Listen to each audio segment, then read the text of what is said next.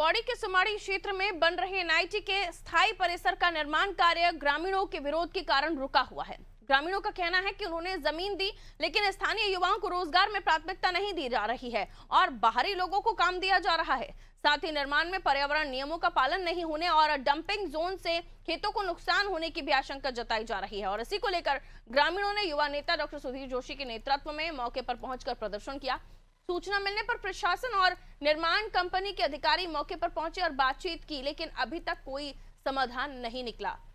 प्रशासन का कहना है कि जल्द ही बातचीत कर समस्या का हल निकाला जाएगा।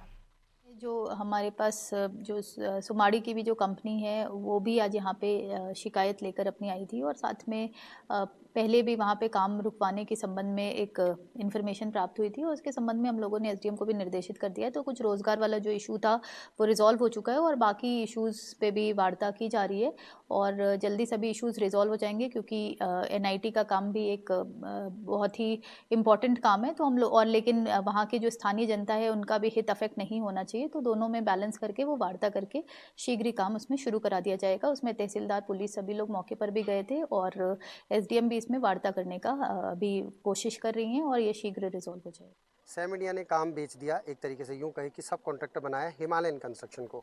अब सबसे बड़ी बात ही हमारी है कि राष्ट्रीय प्रौद्योगिकी संस्थान, जो कि एक तरीके से national institute of technology, 31 NIT में से एक एनआईटी बनने जा रही है और बनाने वाली जो कार्यदायी संस्था बन जाती है हिमालयन कंस्ट्रक्शन, जिसने कभी बिल्डिंग बनाई नहीं, जिसका स्पेशलाइजेशन अगर किसी में है तो उसका रोड बनाने में स्पेशलाइजेशन है हिमालय कंस्ट्रक्शन का, उसका ब्रिज बनाने में है, पुल बनाने में है, लेकिन उसने कभी बिल्डिंगें तो बनाई नहीं। तो हमारी सबसे बड़ी एक तरीके से